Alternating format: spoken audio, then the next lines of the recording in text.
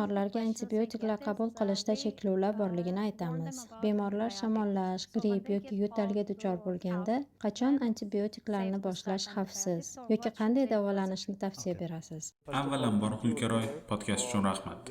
Bu bemorlar uchun transplantatsiyadan keyingi sayohatlarida kerak bo'ladigan ma'lumot, bilim bo'lib, ularning baxtli va uzoq umr ko'rishlari uchun manfaatli bo'ladi deb o'ylayman. Shunday qilib, birinchi navbatda biz oddiy shamollash va gripp haqida gaplashib olaylik. Burun oqishi ikki xil sababi bo'ladi. Birinchi turi virus sababli, virusli gripp yoki influenza. Ikkinchi turi esa allergiya sababli, allergik burun oqish bo'ladi. Agar burun oqishi allergik turi bo'lsa, odatda bemorlarda isitma bo'lmaydi. Lekin ularda aksirish, burun oqish, bronxospazm va astma deb ataladigan xirallash bo'lishi mumkin. Bunday vaziyatlarda davolanish va dori-darmonlar butunlay boshqacha. Ammo biz bugun bemor haqida, transplantatsiyadan keyingi bemor haqida gaplashyapmiz. Deylik, bemorimizda burun oqishi va biroz isitma bor.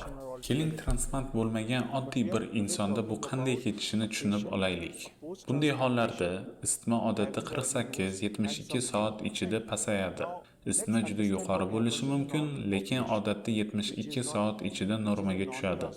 Uzoq davom etmaydi. Ikkinchidan, ular odatda pnevmoniya va boshqa o'pka infeksiyalariga duchor bo'lmaydilar. Uchinchidan, ular diareya yoki qorin bo'shlig'ida noqulayliklarga duch kelishlari mumkin, chunki bu virusli muammoning bir qismi.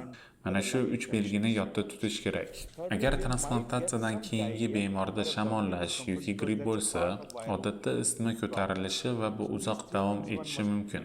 Ya'ni, aytib o'tganimizdek, boshqalarda 72 soatda normal holga kelsa, bizni bemorlarda normallashtirish uchun 5, 6 yoki 7 kundan ko'proq vaqt ketishi mumkin. Ikkinchidan, ular pnevmoniya, virusli pnevmoniya bilan kasallanish ehtimoli yuqori, chunki ularning immuniteti past holda bo'ladi. Uchinchidan, diareya gripp bilan birga sodir bo'lganda qondagi dori darajasida o'zgarishlar bo'lishi mumkin. Shuning uchun ular juda ehtiyot bo'lishlari kerak. Men tomonidan bemorlarga ogohlantirish. Agar shamollash va yo'talingiz 3 yoki 4 kungacha yaxshilanmasa, shifokoringizga murojaat qilishingiz kerak. Agar sizda shamollash va yo'tal bilan birga ich ketish ham bo'lsa, siz takroriy muz darajasini kuzatib borishingiz kerak. Diareya bo'lganda qonda takroriy muz darajasi to'satdan ko'tariladi. Demak, siz dozani kamaytirishingiz kerak, to'g'rimi? Ammo buni mustaqil ravishda qila olmaysiz. Shifokor bilan maslahatlanish kerak. Uchinchidan, shamollash va gripp bo'lganda antibiotiklarni juda erta qabul qilishni boshlashadi. Men buni maslahat bermayman. Chunki virusli isitmaning aksariyati o'z-o'zidan yaxshilanadi.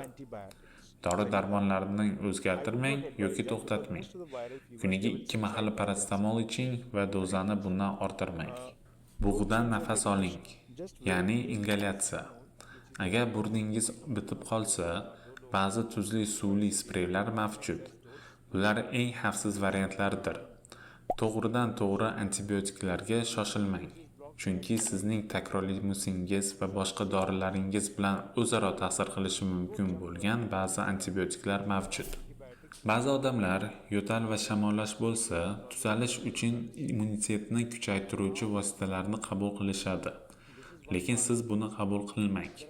Immunitetni kuchaytiruvchi vositalar tabiiyki sizning immunitetingizni oshiradi va ular oldingi podkastimizda gaplashganimizdek jigarni keskin rad etishga, atarjeniyaga olib kelishi mumkin. Mana shular transplantatsiyadan keyingi davrida tez-tez yo'tal va shamollashdan aziyat chekadigan bemorlarimiz uchun umumiy maslahatlardir.